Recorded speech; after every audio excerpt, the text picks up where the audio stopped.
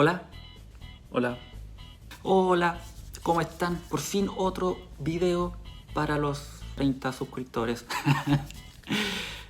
Bien, esta vez vamos a ver todo el proceso previo y la golpe de estado. Así que, sin más aburrimiento, la intro.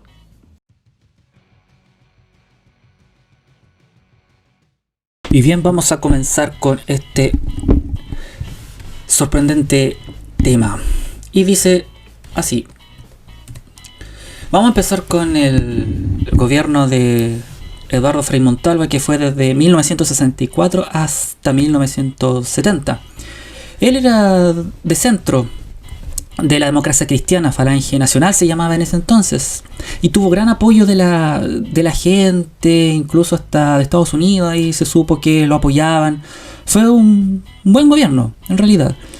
Estuvo marcado, sí, por la doctrina social de la Iglesia Católica, o sea, un Estado solidario, es lo que veía él. Y su lema era la revolución en libertad. Bueno, obviamente que él hablaba de esta revolución, de apuntar a las clases más vulnerables, más pobres, obreras, populares, como quieran llamarlo. Pero lo hacía desde la libertad porque él quería, obviamente, que desmarcarse completamente de los partidos de izquierda que según ellos veían a esta izquierda más totalitaria, tomando como ejemplo la Unión Soviética y Cuba. Y hay que dejar en claro que su política más relevante para lo que estamos hablando ahora fue la reforma agraria, que buscaba, ¿cierto?, una mejor producción de la tierra para alimentar a la población, para exportar, pero obviamente que esta fue aplicada bajo el gobierno de Salvador Allende.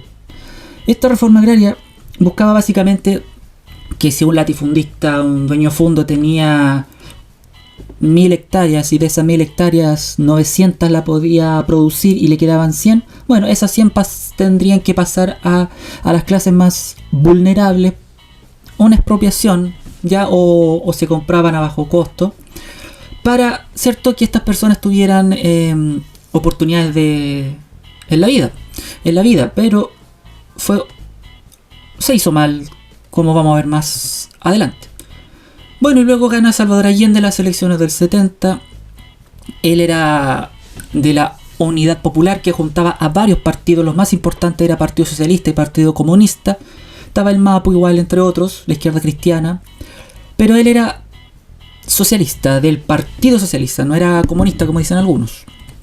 Ya, en las elecciones no tuvo la mayoría absoluta, hay que dejarlo claro. No tuvo 50+1.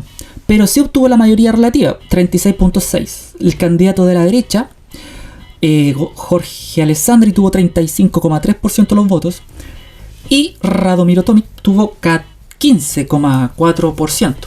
Por lo tanto, según la Constitución de 1925, que aquí hay mucha gente que habla sin saber, que dice que él no debería haber sido presidente porque no tuvo la mayoría absoluta. Se equivocan porque la Constitución del 25 decía claramente, el que saca la mayoría gana. Por lo tanto tuvo la mayoría don Salvador Allende. Por lo tanto, como él era de izquierda, el Congreso Nacional exigió que firmara un pacto de garantías democráticas para que Salvador Allende se comprometiera a no transformar a Chile en una Unión Soviética como pensaban ellos. Salvador Allende acepta y firma. Y así comienza su gobierno. Algunas obras: estatización de las áreas claves de la economía, muchas empresas estatizó, que eran privadas, estatizó Salvador Allende. Nacionaliza el cobre para que sea explotado única y exclusivamente por chilenos, por el Estado de Chile. Se aceleró la reforma agraria, de muy mala manera hay que decirlo, y congeló los precios de los insumos básicos cuando ya se viene todo el problema económico, y aumenta los sueldos de los trabajadores del país, claro, a través de bonos, pero lamentablemente no había dinero, por lo que vamos a ver. Eso entonces fue otra mala política. Comienzan los problemas. El primer problema, gran problema que tiene Salvador Allende es que su vía chilena al socialismo, ¿cierto?, tuvo una gran oposición por parte de la derecha chilena y sobre todo por Estados Unidos. Como vamos a ver aquí, ¿por qué? Porque Salvador Allende fue el primer presidente elegido democráticamente, lo que significó un duro golpe para Estados Unidos, especialmente para el presidente de ese momento, el republicano Richard Nixon, ya que vio como una amenaza que un socialista fuera elegido democráticamente, sobre todo en América, ya que Estados Unidos intentaba proteger a América del yugo marxista, según ellos así lo decían. Entonces había que tomar medidas para que Salvador Allende no asumiera. No lo logran, pero sí boicotean bastante el gobierno de Salvador Allende, como vamos a ver aquí. Muchos piensan o dicen que es una mentira, una falacia, que Estados Unidos se introdujo en Chile para derrocar a Allende, pero están equivocados, ya que vemos un texto hablado por Henry Kissinger, está viejito ahora Henry Kissinger, y él, cierto, menciona que, bueno, quién era el poder, era el secretario de gobierno de Richard Nixon, y él dice básicamente que ve con recelo al gobierno de la Unidad Popular de Salvador Allende debido a que posiblemente pudiera animar a los enemigos de Estados Unidos y peligrar la seguridad nacional, o sea, al comunismo, darle vida al comunismo. Frente a esto, ordena que no se emitieran más garantías para las nuevas inversiones privadas, que las viejas, de ser posible, se dieran por terminadas, y usar sus influencias en las instituciones financieras internacionales para limitar el crédito y otra ayuda financiera a Chile, o sea, un bloqueo económico. Novedad que Estados Unidos haga bloqueo económico. Entonces, por el momento, no debería llevarse a cabo estas relaciones bilaterales de ayuda económica, solamente que se pudiera dar ayuda humanitaria en cuando se pudiera. Entonces Salvador Allende recibe un duro golpe de Estados Unidos, un bloqueo económico. Ningún país, ningún banco del mundo le puede prestar plata a Chile. Por lo tanto, se produce una grave crisis económica, que su signo más importante fue la enorme inflación de precios, 1000-2000% de inflación en Chile. Por lo tanto, se hizo prácticamente insostenible el gobierno. Entonces, debido al bloqueo económico, no tiene recursos el gobierno de Salvador Allende para financiar políticas públicas, por lo que se produce una gran inflación de precios, como lo estamos hablando. Las medidas tomadas por el gobierno no dan efecto, no puede Salvador Allende salir de este problema, aunque su primer año de gobierno fue exitoso, pero no puede salir de este problema. La sociedad se ve muy polarizada por Salvador Allende, por los que se oponían, había aún más oposición a él. Y obviamente comienzan las protestas, manifestaciones, huelgas, paros. Uno de los más recordados es el paro de los camioneros contra Salvador Allende en 1972. También se le conoce como el paro de los patrones, y desabasteció gran parte de la población de Chile. Estuvieron como 6 meses, creo, en paro. Bueno, y se preguntarán, ¿cómo estuvieron en paro tanto tiempo? ¿De qué vivían? Bueno, ahí está Estados Unidos, dando dinero para financiar este paro. Y así comienza el desabastecimiento en Chile. Ya no se podía conseguir ni un kilo de arroz, kilo de pan, harina, cosas básicas, insumos básicos. Por lo tanto, el gobierno de Salvador Allende tuvo que empezar a racionar. Y ahí viene otro mito que estamos derribando. Salvador Allende nunca quiso, como política pública, racionar los insumos básicos. No quería eso. Él lo tuvo que hacer porque no tenía otra opción, o si no, Chile se moría de hambre por este paro de camioneros. ¿Ya? Entonces, aparte de eso, tuvo que enfrentar los problemas internos dentro de sus partidos, de la Unidad Popular. Tuvo problemas con su conglomerado político. Algunos eran extremistas y querían llevar a Chile al socialismo de forma mucho más rápida y radical, sobre todo los partidarios del Partido Socialista. Entonces, Salvador Allende no pudo ordenar sus filas, polarizando aún más la situación interna. Desestabilizó mucho el gobierno esta situación. Por ejemplo, la reforma agraria se quiso llevar muy rápido, y muchas oportunidades se fueron a los campos sin autorización del gobierno, y comienzan a expropiar la misma gente todos los campos o algunas partes de algunas hectáreas, ya, para ser colectivizadas. Entonces esa situación fue muy grave.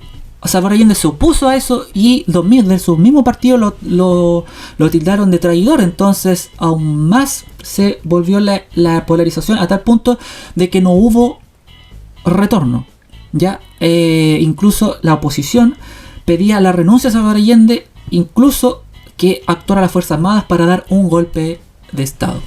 Y así entramos al 11 de septiembre de 1973. Allende sabía que tenía que tener la lealtad de las Fuerzas Armadas. Tuvo un primer intento en el tanquetazo que se le llamó antes del 11 de septiembre, pero no dio resultados porque algunas de sus militares, ¿cierto?, lo apoyaron a él. Entre ellos estaba Augusto Pinochet. Entonces, cuando pasa este tanquetazo, Salvador Allende nombra a Augusto Pinochet como comandante en jefe del ejército, ya que él lo ayudó en el tanquetazo. Entonces, sin embargo, él fue uno de los ideólogos de este golpe de Estado del 11 de septiembre de 1973, cuando la Fuerza Aérea, el Ejército, Carabineros y la Armada se juntan, ¿cierto? Y inician el golpe de Estado el 11 de septiembre. Inicia con un bombardeo al Palacio de la Moneda, o un gran bombardeo, ¿ya? Y todo Chile estaba expectante por lo que podría suceder.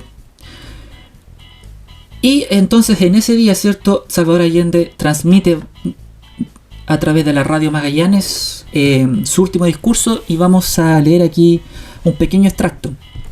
Dice: ante estos hechos, solo me cabe decirle a los trabajadores: yo no voy a renunciar. Colocado en un tránsito histórico, pagaré con mi vida la lealtad del pueblo. Si les digo que tengo la certeza de que la semilla que entregáramos a la conciencia digna de miles y miles de chilenos no podrá ser cegada definitivamente. Vemos aquí que Salvador Allende no va a renunciar bajo ningún punto de vista, y aunque a él lo derroquen o muera, su ideal no va a morir. Lo último que él dijo fue: el pueblo debe defenderse, pero no sacrificarse. El pueblo no debe dejarse arrasar ni acribillar, pero tampoco puede humillarse. Trabajadores de mi patria, tengo fe en Chile y su destino. Superarán otros hombres este momento gris y amargo, donde la traición pretende imponerse. Sigan ustedes sabiendo que, mucho más temprano que tarde, de nuevo se abrirán las grandes alamedas por donde pase el hombre libre para construir una sociedad mejor. ¡Viva Chile! ¡Viva el pueblo! ¡Vivan los trabajadores! Parece hasta poético que mientras te están bombardeando la moneda, tú te saques estas frases. Él sabe que lo que va a suceder. Él era un gran conocedor de la historia de Chile, y le estaba pasando algo similar a lo que le pasó a Balmaceda. Entonces él sabía que después de él, cuando lo derroquen, lo asesinen o lo que pase con él, va a venir una dictadura militar. Entonces lo que sucede, que la moneda es bombardeada cesantemente mientras el ejército rodeaba el palacio con tropas y tanques. Y ahí estaba el GAP, el grupo amigo del presidente, que lo defendían eran simplemente civiles armados, defendían la moneda y el presidente, pero no podían hacer nada contra lo que estaba sucediendo. Augusto Pinochet, comandante jefe del ejército, le piden varias oportunidades que se rinda Allende, pero él se niega. O sea, está visto en el discurso que leímos recién. Incluso le ofrece para que se vaya de Chile a otro lugar, para que renuncie y se vaya. Pero la respuesta fue la misma: no va a renunciar. Y aquí vemos, ¿cierto?, cómo se está bombardeando el Palacio de la Moneda por la Fuerza Aérea para que Allende renuncie. Entonces, ¿cómo terminó el gobierno de Allende? Bueno, Allende y el GAP resisten al asedio militar, pero no había oportunidad de ganar esta rencilla, esta batalla, y el miedo a una guerra civil era cada vez más justificado. Para evitar una catástrofe mayor, el presidente Allende decide quitarse la vida entre las 2 a 3 de la tarde. Se suicida con un fusil AK-47 que le regaló don Fidel Castro cuando estuvo aquí en Chile. Y así termina la vía chilena al socialismo. Luego, a las 7 de la tarde, se presenta la Junta Nacional de Gobierno al país, que que la integraban, ¿cierto?, los comandantes jefes del ejército, Augusto Pinochet, el almirante de la Armada, don José Toribio Merino, el general director de Carabineros, don César Mendoza, y el jefe de la Fuerza Aérea, Gustavo Lech, ¿cierto?, para justificar el golpe de Estado, mencionando que Chile se iba al abismo debido al marxismo. Por lo tanto, era un deber moral, ético de ellos, actuar frente a lo que estaba sucediendo. Y a las 10 de la noche, ¿cierto?, asume la presidencia de esta junta de gobierno Augusto Pinochet, iniciándose la dictadura militar. Pero eso ya es historia de otro video. Y aquí en uno de los fragmentos de Salvador Allende, que los que más llega, ¿cierto?, es que dice: tienen la fuerza, podrán avasallarnos, pero no se detienen los procesos sociales ni con el crimen ni con la fuerza. La historia es nuestra y la hacen los pueblos. Bueno, esta frase tiene toda la razón. La historia es nuestra, de la gente, y la hacen justamente el pueblo, los pueblos, y por eso que se tiene que saber de estos temas. Ya, hay mucho secretismo aún todavía, aunque hayan pasado ya 30 años desde que terminó la dictadura, pero aún hay pactos de silencio en muchos sectores, la política, militares. Entonces es necesario, para sanar esta gran herida que tiene Chile, saber. Y hay que estudiar, hay que leer, investigar, para tener un verdadero panorama de todo esto. Así que eso ha sido todo. Espero que les haya gustado. Suscríbanse, pónganle like y suscríbanse, por favor, ¿ya? Y nos vemos en el otro video. Chao.